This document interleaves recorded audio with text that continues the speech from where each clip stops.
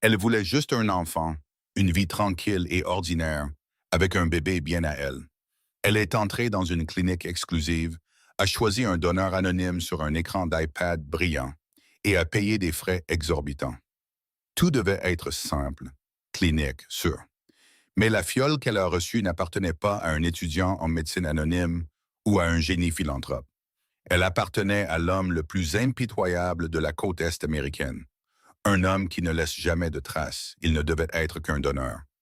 Mais lorsque la pègre découvre qu'elle porte l'héritier d'un empire criminel, sa vie tranquille est brisée. Elle a acheté un rêve, mais elle a involontairement déclenché une guerre. L'Institut Lane de planification familiale se trouvait au dernier étage d'un gratte-ciel élégant, aux parois de verre, au cœur du centre-ville de Boston. C'était le genre d'endroit qui ne faisait pas de publicité. Il fallait connaître quelqu'un qui connaissait quelqu'un pour ne serait-ce qu'obtenir une consultation. Pour Scarlett Hayes, une conservatrice en architecture de 32 ans, obtenir un rendez-vous avait pris 6 mois et une part importante de ses économies. Scarlett était assise dans la salle d'attente, ses doigts tordant nerveusement la bague en argent à sa main droite. La pièce sentait les orchidées coûteuses et la stérilisation clinique, une combinaison déconcertante destinée à apaiser la clientèle d'élite.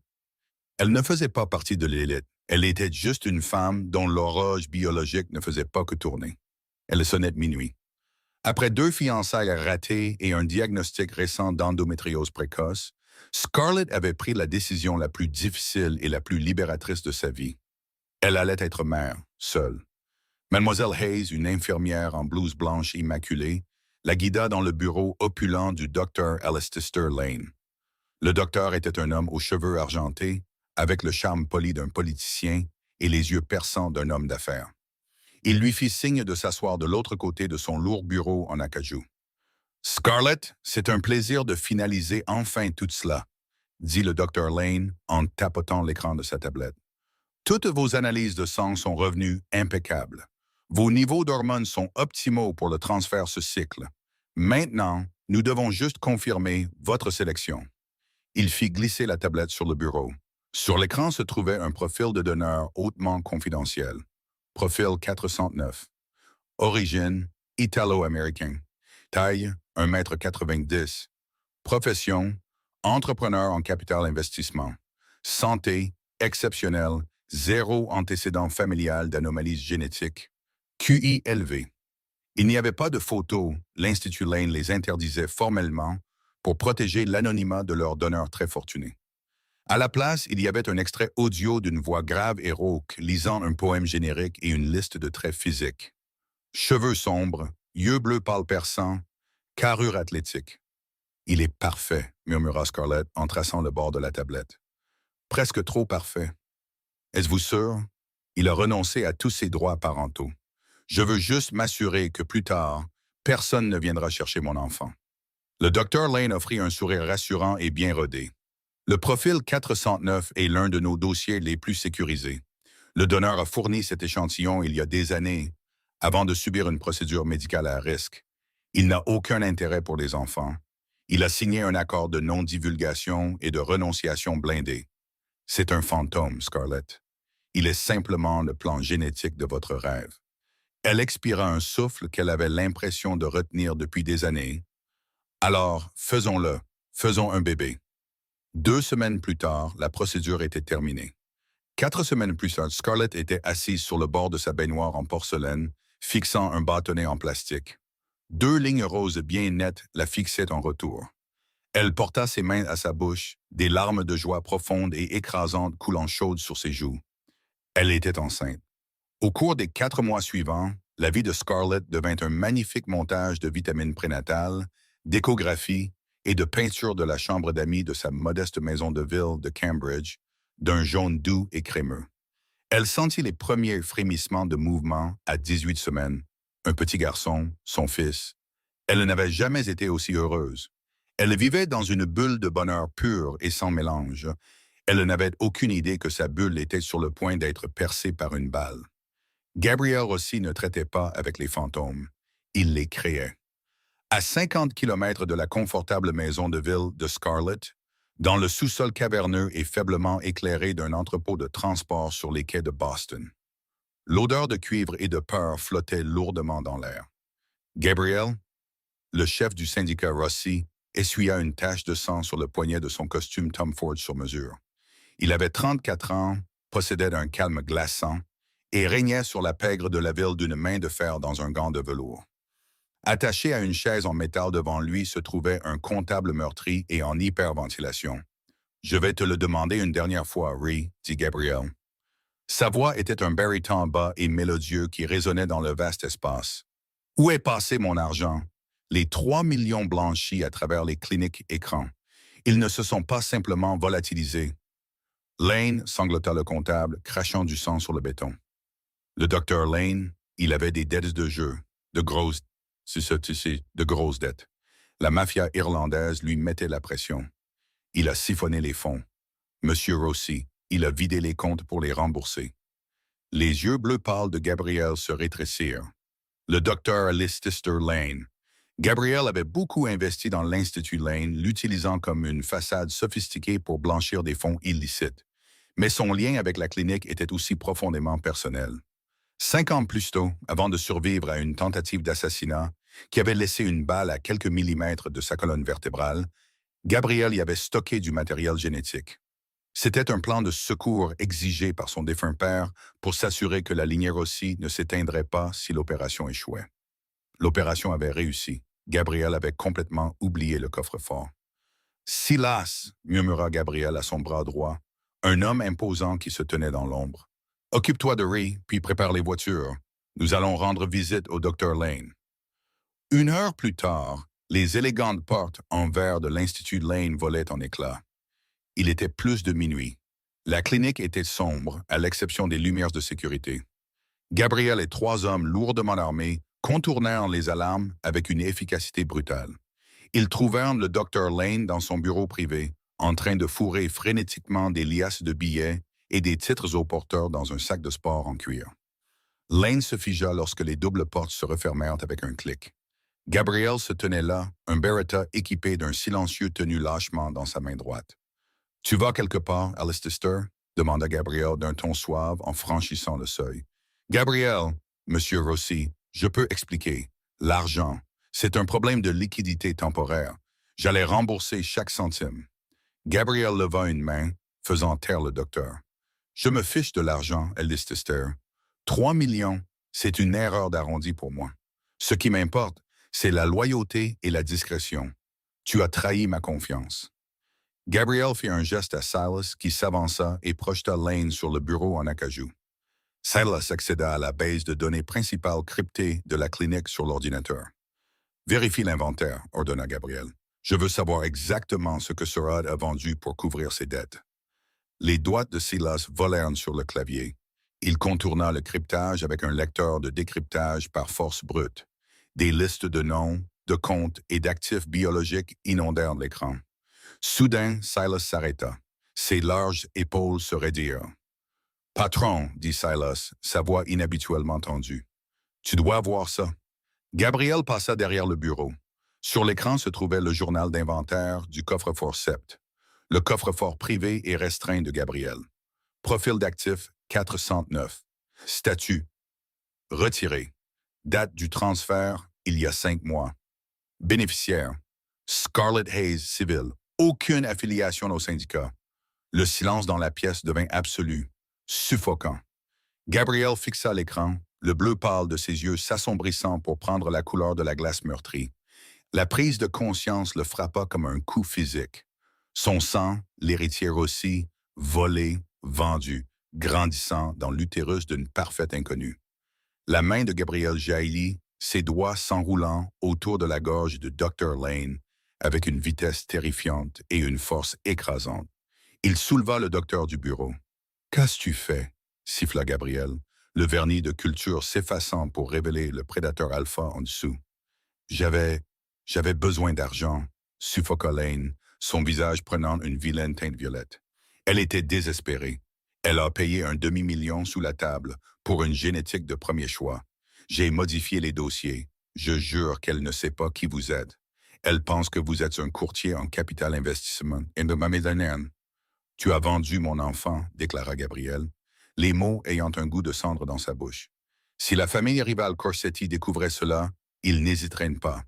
Ils trouveraient cette femme, ils la massacreraient, elle et l'enfant à naître, juste pour couper l'héritage de Gabriel et le briser psychologiquement. Gabriel lâcha Lane.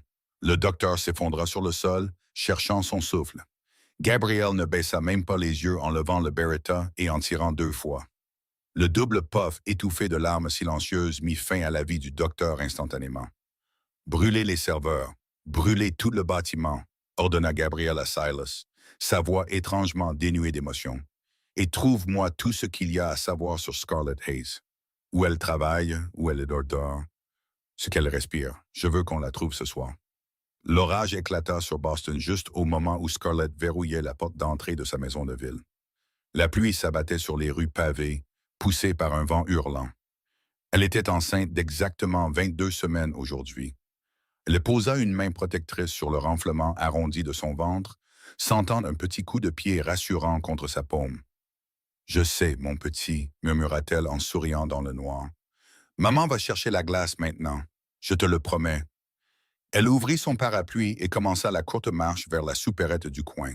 Les lampadaires clignotaient de manière inquiétante. Le quartier était habituellement calme, habité par des professeurs d'université et de jeunes professionnels, mais ce soir, il semblait désert. Alors qu'elle tournait au coin de la rue Elm, un SUV noir aux vitres fortement teintées tournait au ralenti près du trottoir. Le faible ronronnement du moteur était à peine audible par-dessus la pluie. Scarlett sentit un frisson soudain et inexplicable qui n'avait rien à voir avec le temps. Ses instincts de survie, endormis dans son petit monde sûr, s'éveillèrent. Elle accéléra le pas. Les portières du SUV s'ouvrirent simultanément. 3 hommes en costume sombre sortirent sous le déluge, bloquant le trottoir. Scarlett s'arrêta net, son cœur martelant contre ses côtes. Elle serra fermement son parapluie, faisant un pas en arrière. « Excusez-moi, » dit-elle, essayant de garder sa voix stable. « Vous bloquez le passage. » Les hommes ne bougèrent pas. Puis la portière arrière du SUV s'ouvrit et un 4e homme sortit. Même sous la pluie battante, il commandait entièrement l'espace. Il était grand, large d'épaules et vêtu d'un pardessus sombre qui protégeait son costume sur mesure. Alors qu'il passait sous le halo du lampadaire vacillant, Scarlett vit son visage. Mâchoire carrée, cheveux sombres plaqués contre son front, et des yeux d'un bleu pâle surprenant et perçant. Des yeux bleu pâle perçants. La description du fichier audio de la clinique résonna violemment dans sa tête, mais c'était impossible. Le donneur était anonyme, un fantôme. « Scarlett Hayes », dit l'homme. Sa voix était un baryton grave et rauque. C'était exactement la voix du fichier audio, la voix qui lui avait lu un poème sur la mer. Maintenant, elle était dépouillée de toute chaleur, vibrant d'une autorité calme et létale. « Qui êtes-vous » demanda-t-elle, enroulant instinctivement ses 2 bras autour de son ventre, tournant son corps loin de lui. « Comment connaissez-vous mon nom » Gabriel s'approcha. Il la regarda attentivement, son manteau trempé, la terreur dans ses grands yeux noisettes, et enfin la courbe proéminente et indéniable de son ventre. Son enfant. Une possessivité soudaine et inconnue déferla dans sa poitrine, féroce et violente. « Mon nom est Gabriel Rossi », dit-il, s'arrêtant à 60 centimètres d'elle. La pluie semblait rebondir sur lui. « Et vous portez quelque chose qui m'appartient. » Le souffle de Scarlett se coupa. Rossi. Le nom fit tilt dans son cerveau. Tout le monde à Boston connaissait le nom Rossi. Il possédait les chantiers navals, les syndicats de la construction et les politiciens. C'était de la mafia. « Non », allaita-t-elle en reculant. Le parapluie glissa de sa prise et tomba sur le trottoir mouillé. « Non, vous vous trompez, je suis allé dans une clinique. J'ai payé pour un donneur anonyme légal. Mon dossier disait... » « Votre dossier mentait, » l'interrompit Gabriel d'un ton suave. « Le Dr Lane vous a vendu une propriété volée.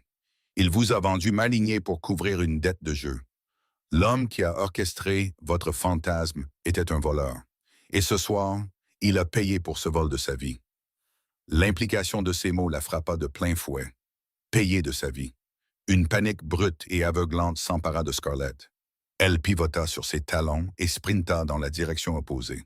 Elle se fichait de la pluie ou du trottoir glissant. Elle devait juste s'enfuir. Elle ne fit pas 5 mètres. Des bras puissants l'attrapèrent par la taille y faisant attention d'éviter son ventre, et la soulevèrent sans effort du sol. Elle hurla, se débattant sauvagement, ses poings frappant du muscle solide. « Lâchez-moi, au secours !» cria-t-elle en donnant des coups de pied. Gabriel immobilisa ses bras le long de son corps, sa prise comme des bandes d'acier, mais évitant méticuleusement toute pression sur son ventre de femme enceinte. « Arrête de te débattre, Scarlett. Si j'avais voulu te faire du mal, tu serais déjà morte dans ton couloir. » Il la porta jusqu'au SUV et la poussa presque à l'intérieur, sur le cuir moelleux. Il monta après elle, la lourde portière claquant, coupant instantanément le son de la tempête et de ses cris. Silas verrouilla les portes depuis le siège avant et fit démarrer le véhicule. Le SUV s'éloigna du trottoir. Scarlett se recroquevilla dans le coin le plus éloigné de la banquette arrière, sa poitrine se soulevant, des larmes se mêlant à l'eau de pluie sur son visage. « Qu'est-ce que vous allez nous faire ?» sanglota-t-elle en serrant son ventre. « S'il vous plaît, je ne savais pas. Reprenez l'argent, je déménagerai, je signerai tout ce que vous voulez. Laissez-moi juste garder mon bébé. » Gabriel déboutonna son pardessus trempé, son expression indéchiffrable alors qu'il la regardait s'effondrer. Elle était fragile, une civile, complètement, totalement dépassée. « Vous ne comprenez pas le monde dans lequel vous venez d'être aspiré, » dit Gabriel, son ton dangereusement calme. « Dans mon monde, le sang est une monnaie, le sang est le pouvoir, et le sang est une cible. Dès que la famille Le Corsetti découvrira que l'héritier Rossi est en incubation chez une architecte sans protection à Cambridge, ils enverront une équipe de tueurs pour vous arracher cet enfant. » Scarlett laissa échapper un hoquet étranglé, enfouissant son visage dans ses mains. C'était un cauchemar. Ça devait être un cauchemar. « Vous vouliez un donneur, mademoiselle Hayes, » continua Gabriel en se penchant plus près. L'odeur de parfum de luxe et de pluie emplit ses sens.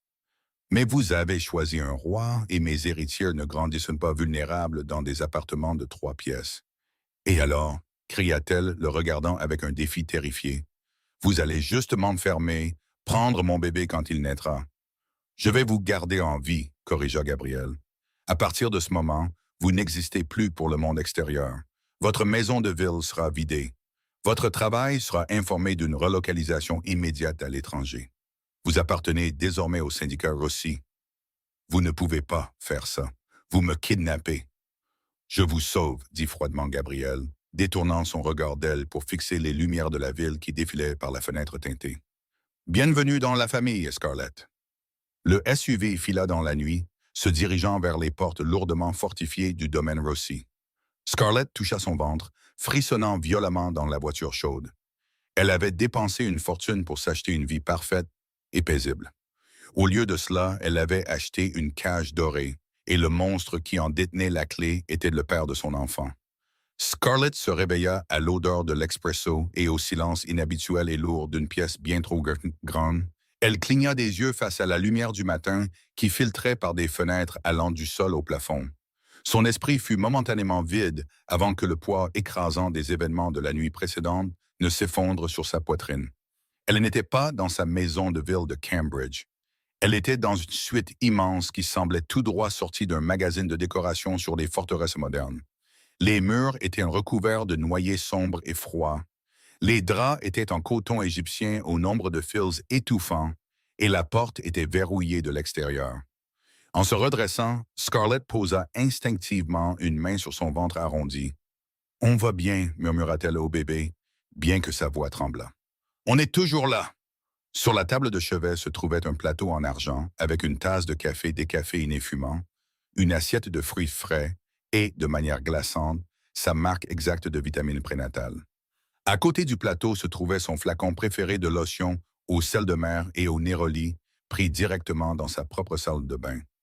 La violation de sa vie privée était absolue. Ils avaient emballé sa vie pendant qu'elle dormait dans cette cage dorée.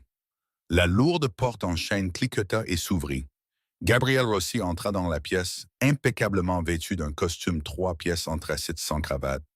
Il ressemblait moins à un voyou de rue qu'à un PDG impitoyable de Wall Street, ce qu'il était en quelque sorte. « Bonjour », dit Gabriel, sa voix un grondement bas qui vibra dans la pièce silencieuse. Il ne demanda pas comment elle avait dormi. Il se dirigea vers le petit coin salon près des fenêtres et s'assit dans un fauteuil en cuir, la regardant avec ses yeux bleu pâle déconcertants. « Vous ne pouvez pas me garder ici, dit Scarlett, ramenant la couette jusqu'à sa poitrine, essayant de projeter un défi qu'elle ne ressentait pas. « J'ai un travail, j'ai une vie, j'ai des rendez-vous à l'hôpital général du Massachusetts. Quand je ne me présenterai pas, les gens le remarqueront.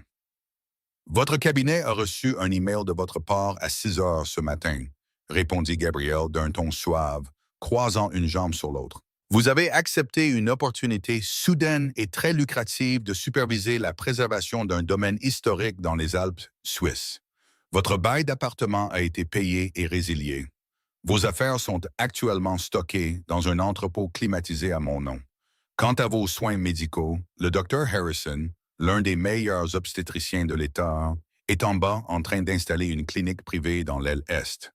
Vous ne manquerez de rien. Scarlett le fixa, horrifié par l'efficacité clinique de sa disparition. Vous m'avez effacé en une seule nuit. Je vous ai mis en sécurité, corrigea Gabrielle, sa mâchoire se crispant. Vous semblez être sous l'illusion que vous êtes une otage, Scarlett. Vous ne l'êtes pas. Vous êtes la mère de l'héritière aussi. Là-dehors, vous êtes une cible. Ici, derrière des portes en acier renforcées et 50 hommes armés, vous êtes une reine. Je ne veux pas être une reine, cracha-t-elle en retour, des larmes de frustration lui piquant les yeux. Je voulais juste être une mère. J'ai acheté une fiole de cellules dans une clinique. Je n'ai pas acheté une place dans la mafia.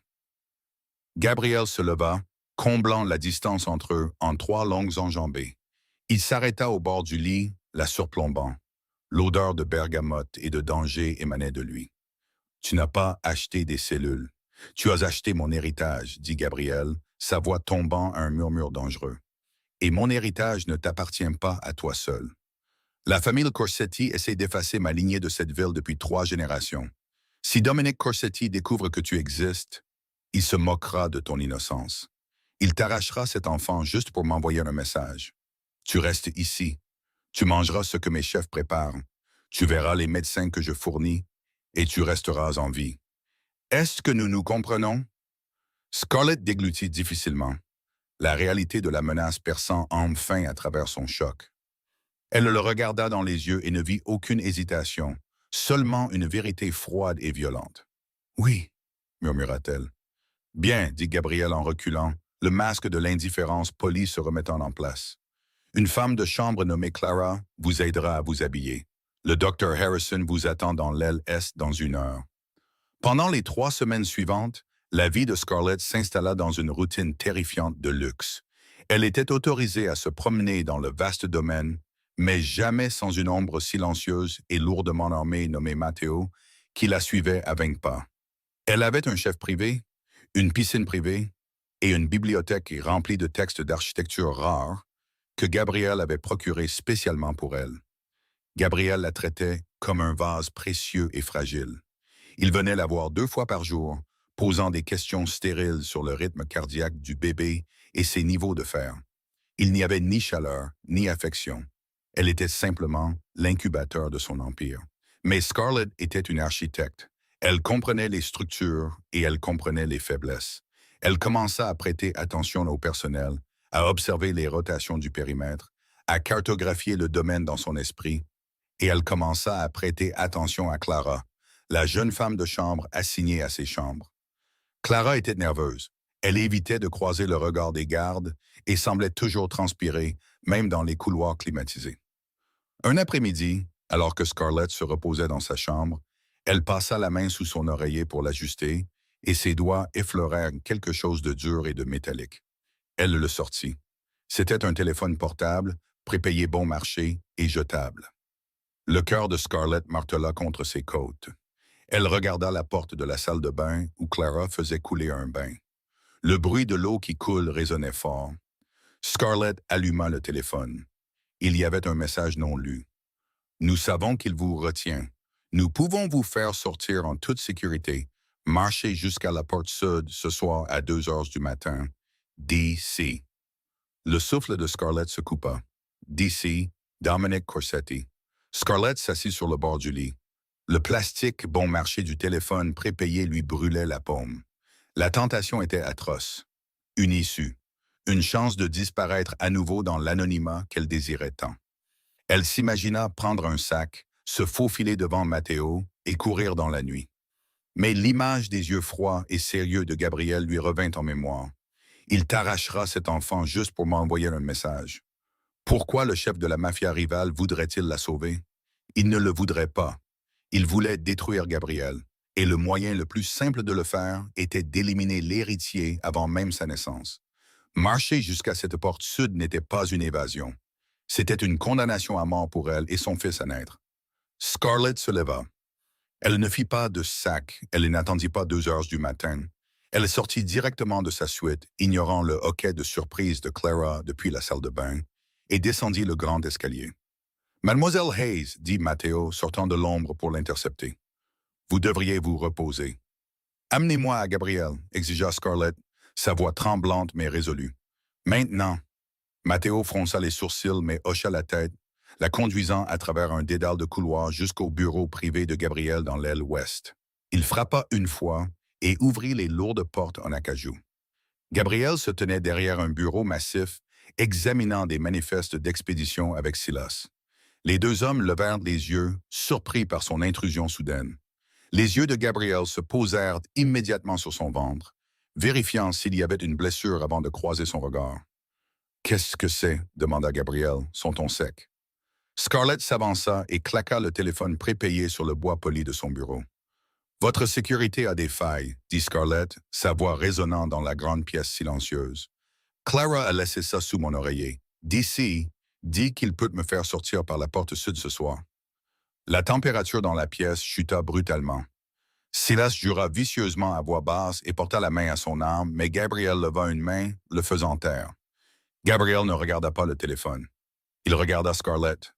Pour la première fois depuis qu'elle l'avait rencontré, le détachement glacial dans ses yeux se brisa, révélant une lueur de choc sincère et autre chose.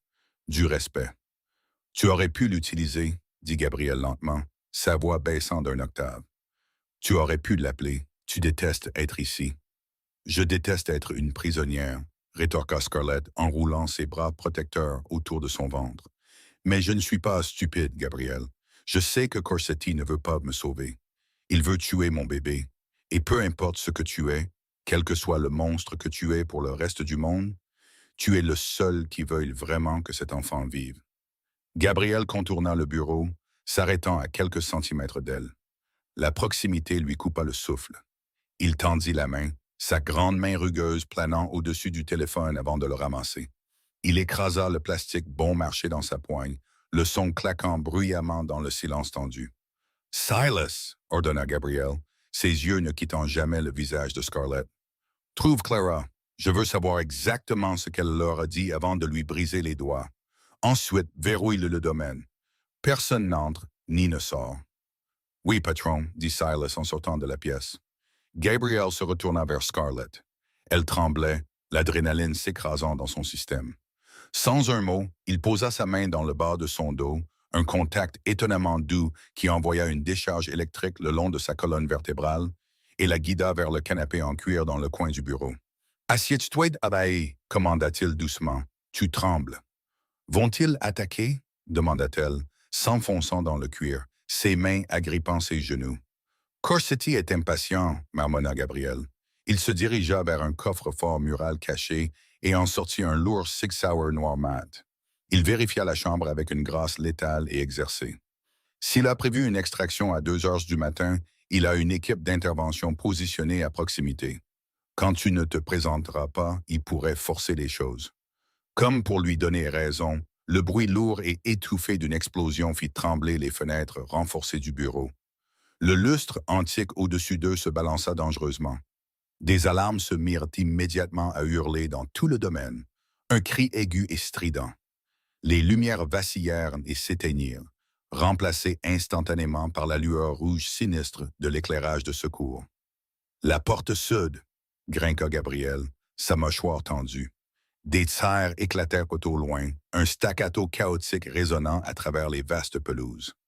Scarlett haleta, une main sur sa bouche. C'était réel. La violence qu'elle n'avait vue qu'à la télévision martelait soudain aux portes de sa réalité. Gabriel traversa la pièce en une seconde. Il attrapa son bras, la tirant du canapé. Nous allons au bunker maintenant. Il la traîna dans le couloir. Le domaine était dans un chaos organisé.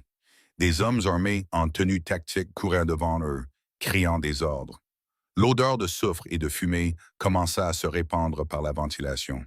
Ils atteignirent le grand hall d'entrée juste au moment où les portes massives de l'entrée se brisèrent sous un lourd impact. « Bouge !» rugit Gabriel, poussant Scarlett derrière lui tout en levant son arme. Ils se précipitèrent vers une porte dissimulée derrière une immense tapisserie de la Renaissance. Gabriel composa un code sur un clavier caché et une lourde porte en acier s'ouvrit. Il poussa Scarlett à l'intérieur juste au moment où les portes d'entrée du domaine cédèrent finalement avec un fracas de bois brisé.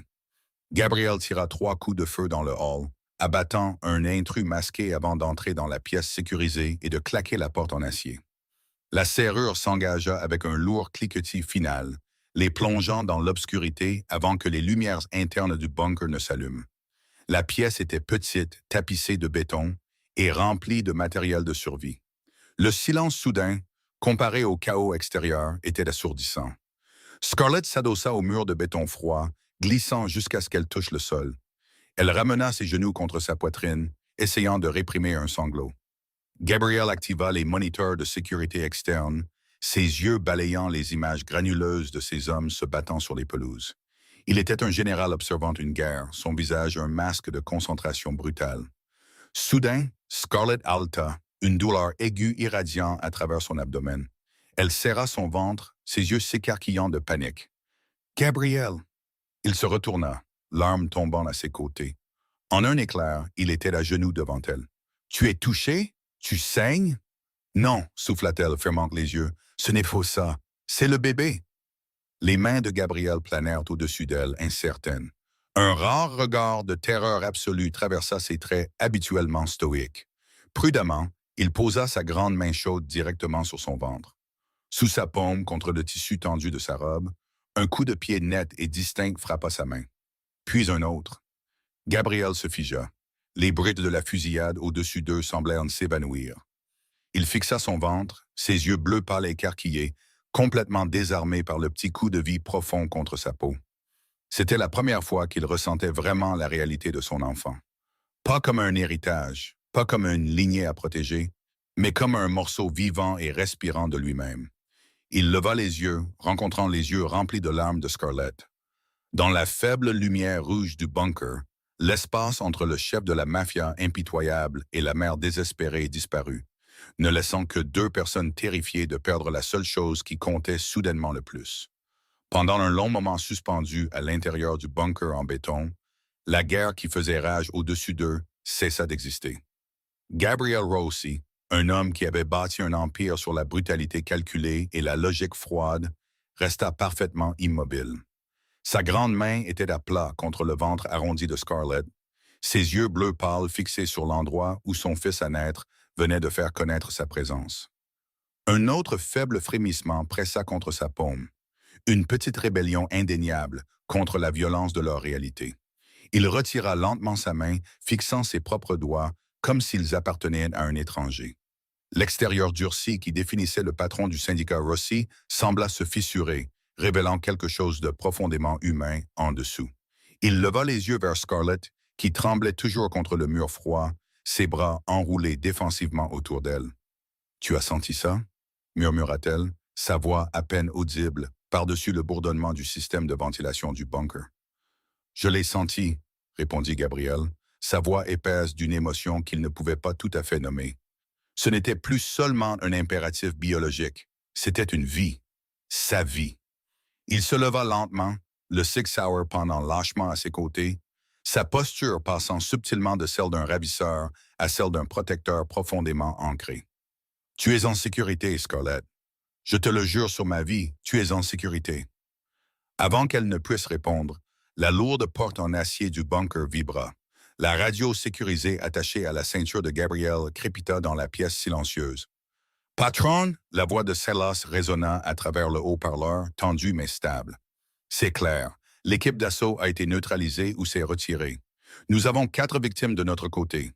Le périmètre du domaine tient, mais la maison principale a subi de lourds dégâts. » Les yeux de Gabriel se durcirent. La brève vulnérabilité fut instantanément remplacée par un commandement tactique. Compris. Sécuriser les véhicules. Nous partons.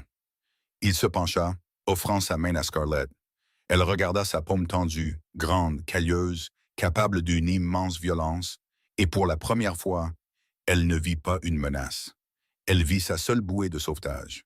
Elle posa sa main plus petite dans la sienne, le laissant la relever. Sa prise était remarquablement douce, consciente de son état délicat. Gabriel composa le code sur le clavier et la lourde porte en acier s'ouvrit, révélant la dévastation du grand hall d'entrée. Scarlett haleta, une main sur sa bouche. Les murs opulents en noyer sombre étaient éclatés et rongés par des tirs de gros calibre. L'antique tapisserie de la Renaissance qui dissimulait le bunker était dans lambeaux brûlants sur le sol en marbre. Le verre brisé des immenses fenêtres de l'entrée scintillait comme de la glace dans la lueur rouge des lumières de secours.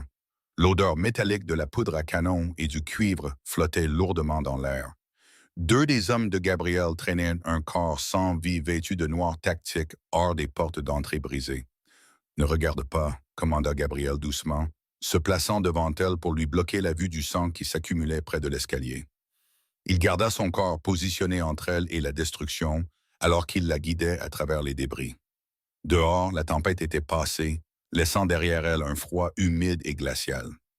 Un convoi de 3 SUV Maybach noirs blindés tournait agressivement au ralenti sur l'allée circulaire, leurs phares perçant l'obscurité.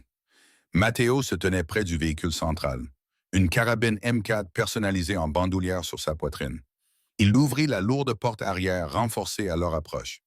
Gabriel aida Scarlett à monter dans l'intérieur en cuir moelleux avant de grimper à côté d'elle.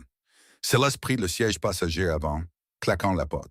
« Où allons-nous » demanda Scarlett, sa voix tremblante alors que le convoi s'éloignait à toute vitesse de la longue allée bordée d'arbres, laissant derrière lui les ruines fumantes du domaine. « Le quartier du Seaport » répondit Gabriel, ses yeux balayant le périmètre sombre à travers la vitre pare-balles. « Je possède un penthouse sécurisé aux résidences du Ritz-Carlton.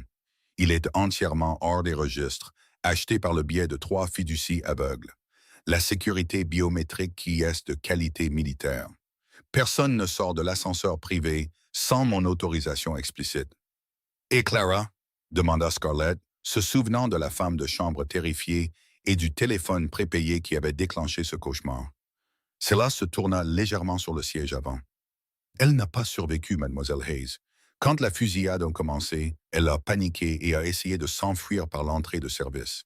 Elle a été prise dans les tirs croisés des hommes de Corsetti. Ils ne se souciaient pas de leur propre informatrice. » Scarlett ferma les yeux, une vague de nausée la submergeant. Une femme était morte. Des hommes étaient morts. Tout ça à cause d'une transaction biologique dans une clinique stérile de Cambridge. L'ampleur de la violence était suffocante. Gabriel remarqua sa pâleur. Il attrapa une bouteille d'eau dans le petit compartiment réfrigéré entre les sièges, dévissa le bouchon et la lui tendit. « Bois », ordonna-t-il doucement. « Ce n'était qu'une femme de chambre, Gabriel, » murmura Scarlett, une larme coulant sur sa joue. Elle était terrifiée. « Elle était un passif », corrigea Gabriel, bien que son ton manquât de sa froideur habituelle. Il se pencha en arrière contre l'appui-tête, se frottant de la mâchoire. Mais elle était aussi le symptôme d'un problème plus vaste. Les hommes de Corsetti ont complètement contourné les capteurs extérieurs. Ils connaissaient les itinéraires de patrouille. Ils savaient exactement dans quelle suite tu te trouvais. Clara était un pion, mais elle n'avait pas accès à ce niveau de données tactiques. « Qu'est-ce que tu veux dire » demanda Scarlett, prenant une gorgée d'eau tremblante. « Je dis que nous avons une fuite bien plus haut placée qu'une femme de chambre, » dit Gabriel, ses yeux pâles se rétrécissant dans l'obscurité du SUV. Et qui que ce soit, il planifie ça depuis bien plus longtemps que quelques semaines. La précision tactique de cette attaque. Il faut des mois de surveillance pour orchestrer une telle brèche dans mon complexe. Le sang de Scarlett se glaça alors qu'une pensée terrifiante lui vint à l'esprit. Elle regarda Gabriel, la lumière ambiante de la ligne d'horizon de Boston baignant ses traits acérés alors qu'il traversait le pont pour entrer dans la ville. « Gabriel, » commença-t-elle, sa voix tremblante, « avant que tu ne m'amènes ici, avant la clinique, mon cabinet d'architecture a été racheté par un groupe de Capital Investissement. Ils m'ont relocalisé au bureau du rez-de-chaussée. Ils ont mis à niveau tous nos systèmes de sécurité, nos téléphones, nos ordinateurs portables. C'est arrivé à peu près au moment où j'ai commencé mes traitements de FIV. Gabriel devint parfaitement immobile. Le silence dans le véhicule blindé devint lourd, suffocant. Silas se retourna complètement sur son siège, échangeant un regard sombre et grave avec son patron. « Quel était le nom du groupe de Capital Investissement ?» demanda Gabriel, sa voix mortellement calme. « Apex Holdings » répondit Scarlett, son cœur martelant contre ses côtes. Gabriel sortit un smartphone crypté élégant de sa poche de veste. « Silas, fais des recherches sur Apex Holdings, croise leurs dirigeants avec les sociétés écrans connues de Corsetti, remonte sur 5 ans. » Le reste du trajet se déroula dans un silence tendu et terrible. Les lumières de la ville défilaient devant les fenêtres renforcées alors qu'ils entraient dans le parking souterrain des résidences du Ritz-Carlton. La transition du véhicule à l'ascenseur privé fut exécutée avec une précision impeccable et silencieuse par les hommes de Gabriel. Alors que l'ascenseur montait rapidement vers le dernier étage, Gabriel la regarda enfin. Le chef de la mafia froid et impénétrable avait disparu. À sa place se trouvait un homme réalisant la véritable profondeur de la conspiration entourant sa famille. « Si Apex et Corsetti, » dit Gabriel doucement, l'ascenseur sonnant en arrivant au penthouse. « Alors ils ne t'ont pas seulement trouvé aujourd'hui, Scarlett. Ils t'observent depuis le tout début. » Le penthouse des résidences du Ritz-Carlton contrastait fortement avec le noyer et la pierre sombre et oppressante du domaine Rossi. C'était un chef-d'œuvre moderne et tentaculaire de verre, d'acier et de marbre blanc, offrant une vue panoramique à 360 degrés sur le port de Boston et la ligne d'horizon scintillante de la ville. Mais malgré sa beauté, les lourdes portes renforcées en acier et la présence d'hommes lourdement armés positionnés à chaque point d'entrée rappelaient à Scarlett qu'elle avait simplement échangé une forteresse luxueuse contre une autre. Au moment où le soleil commençait à se lever, peignant le port de traînées de violets et d'or meurtris, le docteur Harrison était déjà arrivé. Le médecin avait été transporté d'urgence sous bonne garde, installant un poste médical portable dans la suite principale tentaculaire. Scarlett était allongée sur le lit de lin blanc moelleux, ses mains agrippant les bords du matelas, tandis que le docteur Harrison passait la sonde lisse du Doppler fœtal sur son abdomen couvert de gel. Gabriel se tenait silencieusement au pied du lit, ses bras croisés sur sa poitrine.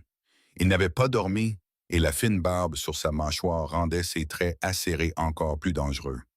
Soudain, un « houch, houch, houch » rapide et rythmé remplit la pièce silencieuse. Un battement de cœur fort et régulier. Scarlett laissa échapper un souffle saccadé, ses yeux se fermant dans un immense soulagement. Des larmes s'échappèrent des coins de ses yeux, traçant leur chemin dans ses cheveux. Il va bien.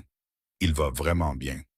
Le rythme cardiaque fœtal est de 145 battements par minute, dit le docteur Harrison en souriant gentiment, alors qu'il lui tendait une serviette pour essuyer le gel. Aucun signe de détresse, aucune contraction prématurée. Le bébé a magnifiquement supporté le stress. Mademoiselle Hayes, cependant, votre tension artérielle est élevée. Je veux que vous restiez au lit strict pendant les prochaines 48 heures. Gabriel fit un signe de tête sec au médecin. Matteo vous raccompagnera, docteur. Assurez-vous que l'équipement nécessaire reste ici. Une fois seul dans la vaste suite, Gabriel se dirigea vers les fenêtres, allant du sol au plafond, regardant la ville qui s'éveillait. La tension qui émanait de ses larges épaules était palpable. Scarlett s'assit lentement, ajustant sa robe de soie ample. La dynamique entre eux avait irrévocablement changé pendant l'attaque. L'animosité s'était consumée, remplacée par un besoin partagé et désespéré de survivre. « Est-ce que Silas a trouvé quelque chose sur Apex Holdings ?» demanda doucement Scarlett, brisant le silence. Gabriel ne se retourna pas. Il garda son regard fixé sur le port. « Il a trouvé exactement ce que nous craignons. Apex Holdings est une société écran à 3 niveaux de profondeur. La trace écrite mène directement à une société de gestion de patrimoine privé à Zurich. Cette société est entièrement contrôlée par Dominic Corsetti. » Scarlett sentit l'air lui manquer. « Il possédait mon cabinet. »« Il possédait ta vie, Scarlett, » dit Gabriel, se tournant enfin pour lui y faire face. Le regard dans ses yeux bleus pâles était d'une noirceur dévastatrice. « Il contrôlait la sécurité de ton immeuble. Il surveillait tes emails professionnels, tes appels personnels. Quand tu as commencé à te renseigner sur les traitements de fertilité, il le savait. Scarlett fit basculer ses jambes sur le bord du lit, ignorant les ordres de repos du médecin. Son esprit, entraîné à analyser l'intégrité structurelle et les plans, assemblait rapidement les pièces horribles du puzzle. Elle se leva, marchant vers Gabriel, ses pieds nus silencieux sur le marbre chauffé. « Attends » souffla-t-elle, son front se plissant en profonde concentration. « Le Dr. Lane, tu as dit qu'il avait vendu ton matériel génétique pour payer une dette de jeu à la mafia irlandaise. » C'était la confession de Ree, confirma Gabriel, sa mâchoire tendue. Ree était le comptable. Il a vu les registres. Mais Ree n'a vu que ce que Lane voulait qu'il voie, argumenta Scarlett, la prise de conscience la frappant comme un coup physique. Elle attrapa le bras de Gabriel, ses doigts s'enfonçant dans le tissu coûteux de son costume. Gabriel réfléchit. Si Corsetti possédait mon cabinet et qu'il surveillait ma vie, quelles sont les chances que je sois entré par hasard dans une clinique qui possédait l'héritier Rossi et que le docteur me l'ait donné par erreur? Les yeux de Gabriel s'écarquillèrent légèrement, les profondes implications de ses paroles prenant racine dans son esprit.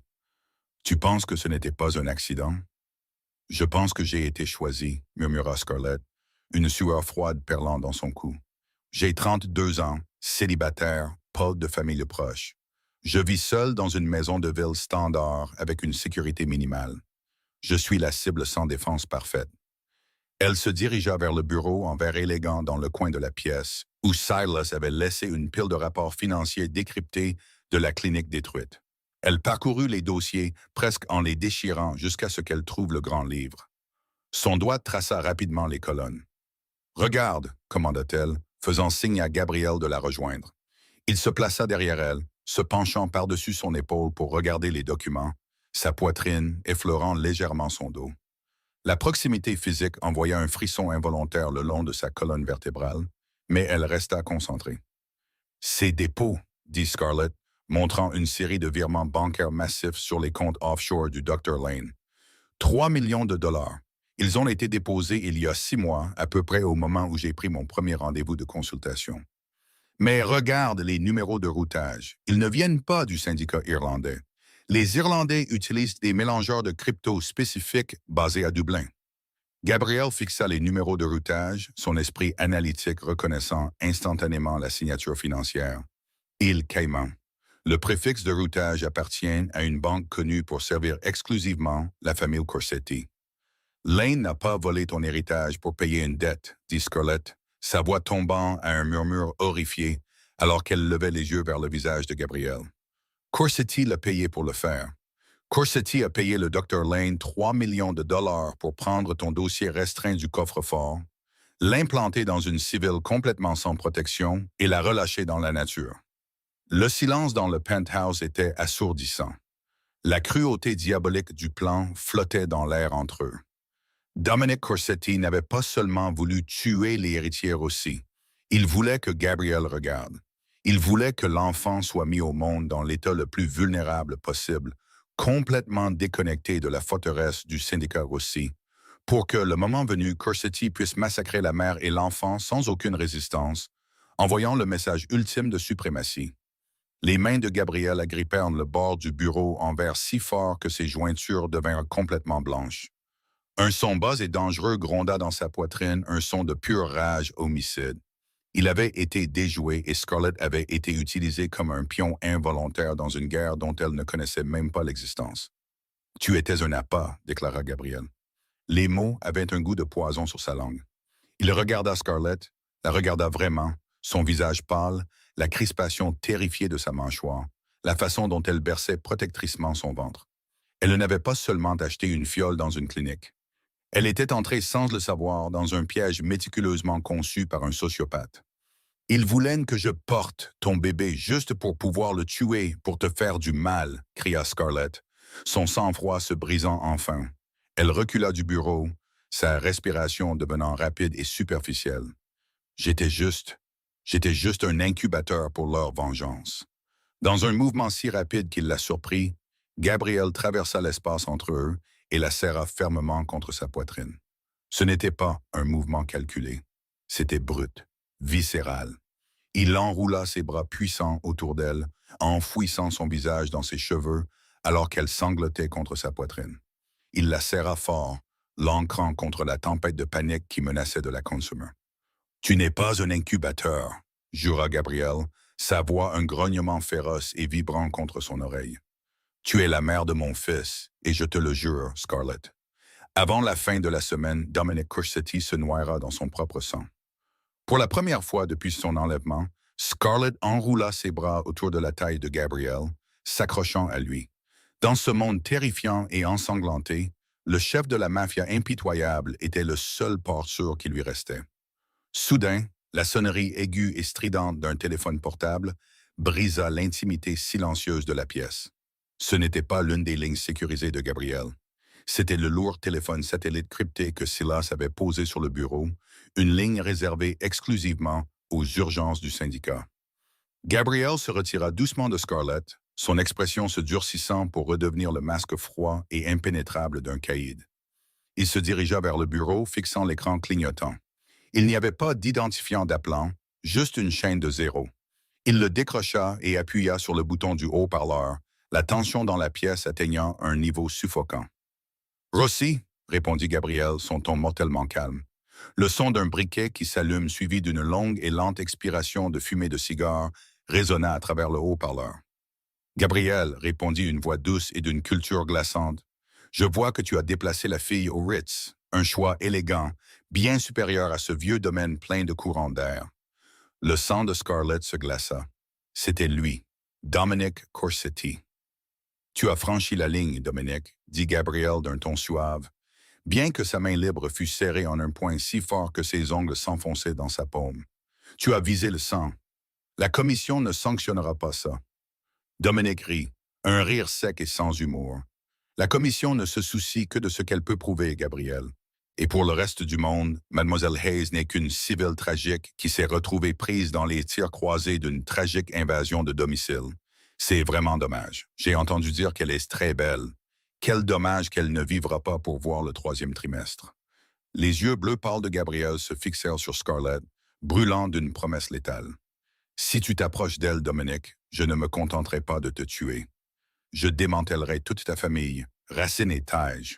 Je réduirai ton héritage en cendres. » De grands mots pour un homme qui se cache dans une tour de verre, railla légèrement Dominic.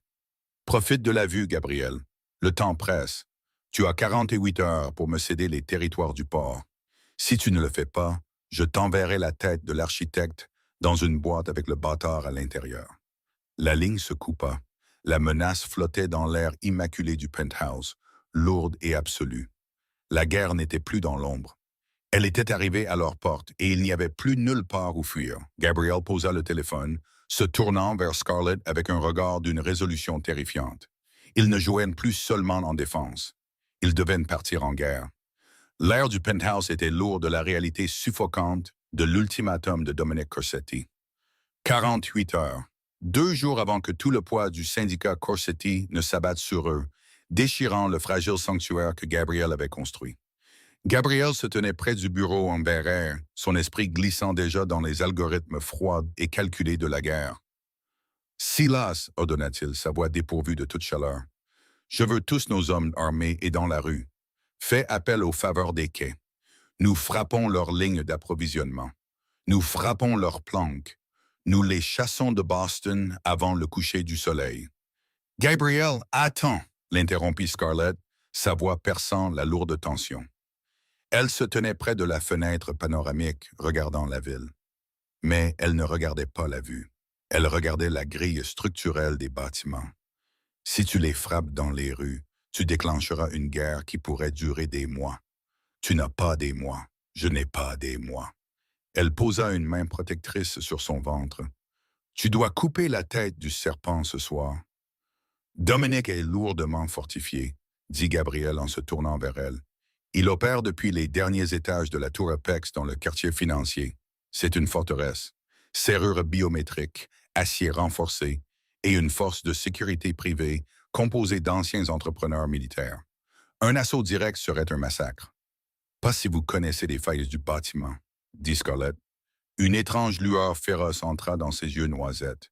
Elle passa devant lui, sortant un élégant ordinateur portable argenté de son sac de voyage, celui que Clara avait préparé pour elle. Avant qu'Apex Holdings ne me transfère au rez-de-chaussée, j'étais la conservatrice principale de leurs acquisitions d'entreprise. Mon cabinet a géré la rénovation de la tour Apex. Gabrielle et Silas échangèrent un regard stupéfait. Gabrielle se plaça derrière elle alors qu'elle ouvrait l'ordinateur portable, ses doigts volant sur le clavier, contournant les pare-feux de sécurité standard avec la facilité de quelqu'un qui les avait construits. Quand Apex a acheté la tour, ils ont engagé une société appelée Cushman et Wakefield pour évaluer la viabilité commerciale. Mais ils ont utilisé mon cabinet pour cartographier l'intégrité structurelle, expliqua Scarlett, affichant un plan architectural en 3D très complexe d'un immense gratte-ciel. Dominic pense qu'il est en sécurité là-haut. Il a installé des ascenseurs privés et du verre pare-balles, mais il n'a pas construit de la tour. Il a acheté un vieil immeuble Art déco des années 1930 et y a plaqué une sécurité moderne. Elle zooma sur les sous-niveaux. Tu vois ça? Pour supporter le poids de l'acier renforcé qu'il a ajouté au penthouse, ils ont dû couler de nouveaux piliers de fondation. Mais pour ce faire, ils ont dû condamner les conduits de ventilation originaux de l'époque de la Prohibition qui passaient sous la grille de la ville. Condamné, répéta Gabriel, ses yeux se rétrécissant alors qu'il étudiait les plans. Pas rempli. Exactement, dit Scarlett en le regardant. Il y a un tunnel de service de 3 pieds de large qui part des anciennes lignes de métro municipales, traverse directement le cœur de la tour Apex et se termine derrière le mur de plâtre du bureau privé de Dominic. Il était censé être rempli de béton, mais les entrepreneurs qu'Apex a embauchés ont coupé les coins ronds pour économiser de l'argent. Ils l'ont juste scellé avec de la tôle. Gabriel fixa l'écran, un lent sourire prédateur se dessinant au coin de sa bouche. C'était une faille structurelle fatale. Une porte dérobée menant droit au cœur du bastion de l'ennemi. Il regarda Scarlett, la mère de son enfant, une historienne de l'architecture qui venait de lui remettre les clés du royaume de son rival. « Tu es extraordinaire », murmura Gabriel, l'admiration sincère dans sa voix provoquant un frémissement dans sa poitrine. Il se tourna vers son bras droit. « Silas, prendre l'équipement tactique. Nous passons sous terre. » 3 heures plus tard, sous les rues animées du quartier financier, Gabriel attendait dans les tunnels municipaux humides et infestés de rats. Il était vêtu d'un équipement tactique noir mat, une mitraillette à silencieux attachée à sa poitrine, flanqué de Silas et de 6 de ses agents les plus mortels. Ils trouvèrent le conduit condamné exactement là où les plans de Scarlett l'indiquaient. Une grille en fer rouillé soudée à la hâte marquait l'entrée de l'ancien système de ventilation. Salas appliqua une charge de brèche thermique silencieuse. Avec un sifflement étouffé et un éclair de chaleur intense, la grille tomba. L'ascension fut éprouvante. A man! 120 mètres à la verticale dans une cheminée de briques étroite et noire comme le jet. Mais Gabriel était animé par une fureur froide et singulière. Chaque fois que ses muscles brûlaient, il pensait à Scarlett, terrifiée dans ce bunker. Il pensait aux petits coups de pied défiants contre sa paume. Dominic Corsetti avait transformé son enfant en pion. Ce soir, le jeu se terminait. Ils atteignirent le sommet du conduit. Gabriel pressa sa main contre la tôle froide qui les séparait du bureau de Dominic. Il pouvait entendre des voix à travers la fine barrière. D'un signal de main silencieux, les hommes de Gabriel se positionnèrent. Silas plaça une bande de brèche localisée autour du périmètre du métal. Gabriel leva 3 doigts. 2. 1. L'explosion fut assourdissante dans l'espace confiné. La tôle vola vers l'intérieur, emportant un énorme morceau du mur de plâtre du bureau dans un nuage de poussière blanche aveuglante. Gabriel traversa la fumée comme une faucheuse. Le bureau du penthouse fut une scène de chaos sanglant immédiat. Les gardes d'élite de Dominic, entièrement concentrés sur les ascenseurs fortifiés et les portes renforcées, furent complètement pris au dépourvu par un assaut venant de l'intérieur de leurs propres murs. Gabriel et ses hommes les éliminèrent avec une efficacité impitoyable et terrifiante. Le puff-puff staccato des armes à silencieux remplit la pièce, abattant les corps avant même qu'ils ne puissent dégainer leurs armes de poing. Quand la poussière retomba, il ne restait qu'un seul homme debout, en plus de l'équipe de Gabriel. Dominic Corsetti, un homme aux cheveux argentés et polis dans un costume sur mesure, était adossé à son bureau en acajou, un revolver plaqué or tremblant dans sa main. Il fixa Gabriel, les yeux écarquillés d'incrédulité en regardant le trou béant dans son mur.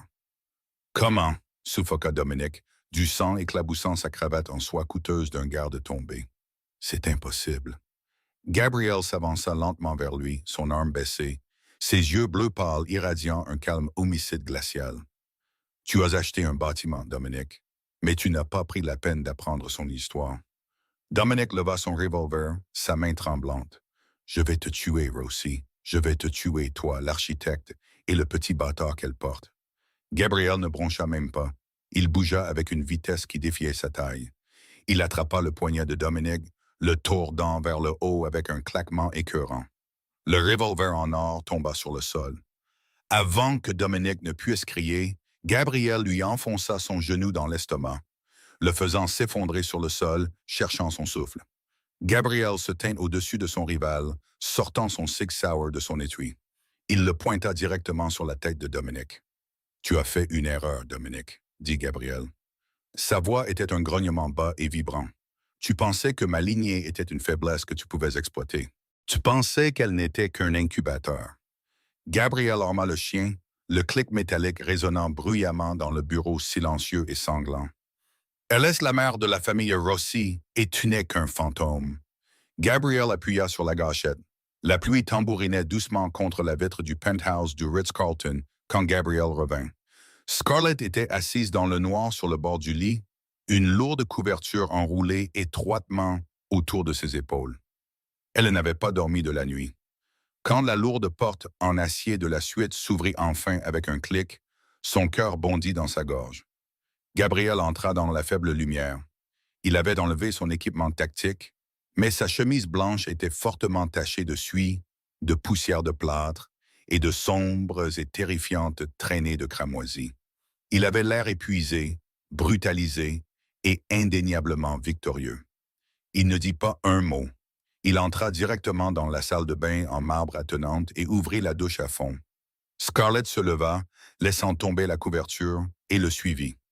Elle se tint dans l'embrasure de la porte, le regardant se déshabiller de la chemise en ruine, révélant un torse cartographié de vieilles cicatrices, un registre physique de la vie violente qu'il menait. Il entra sous l'eau brûlante, posant ses mains contre des carreaux de marbre, laissant l'eau laver le sang de ses ennemis dans le siphon. Elle entra dans la salle de bain, ignorant la vapeur qui ruinait sa robe de soie. Elle prit une serviette blanche immaculée, l'attendant. Quand Gabriel ferma enfin l'eau et sortit, le masque froid et impénétrable du chef de la mafia avait disparu. Il regarda Scarlett, ses yeux bleu pâle remplis d'une exhaustion lourde et profonde. « C'est fini », murmura Gabriel d'une voix rauque. « Corsetti est mort.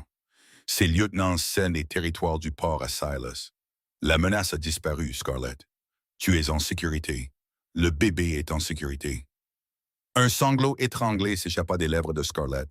Elle s'avança, enroulant la serviette autour de ses larges épaules. Mais elle ne lâcha pas prise. Elle enfouit son visage contre sa poitrine humide, respirant l'odeur de savon de cèdre et l'homme qui avait détruit une ville pour la protéger. Les bras de Gabriel l'entourèrent instantanément, la serrant fort, déposant un baiser désespéré et révérencieux dans ses cheveux. « J'avais si peur que tu ne reviennes pas », confessa-t-elle contre sa peau. « Je reviendrai toujours vers toi, J.I., » jura Gabriel, inclinant son menton vers le haut, la forçant à le regarder dans les yeux. « Tu es ma famille maintenant, Scarlett. Toi et cet enfant.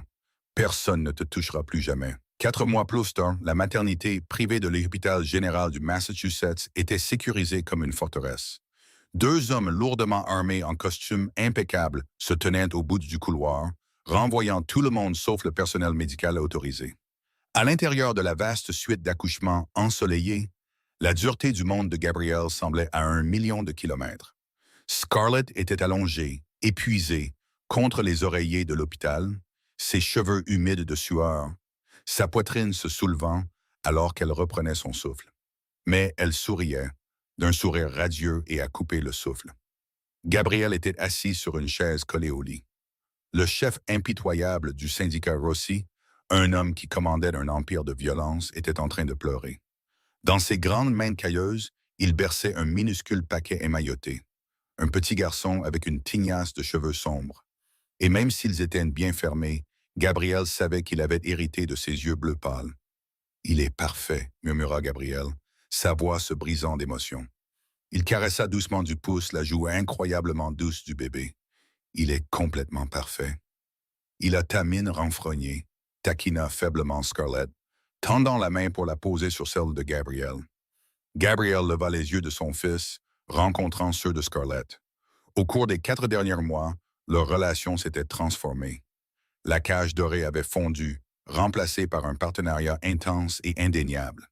Il avait assisté à chaque échographie, lu chaque livre sur la parentalité qu'elle avait acheté et l'avait lentement laissé abattre les murs qu'il avait construits autour de son cœur.